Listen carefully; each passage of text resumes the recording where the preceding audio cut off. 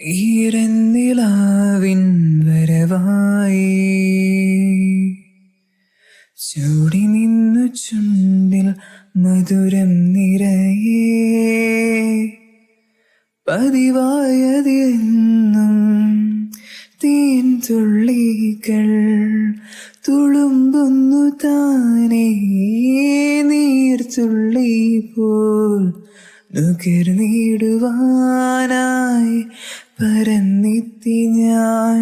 അലറി നീ എന്നിലെ ഒളിയായി മാറിയിടുമോ പിരിയാതിന്നുമായി എൻ ജീവനേ ഇതളിൽ ഞാൻ ചേരവേ പ്രണയം നീയേകുമോ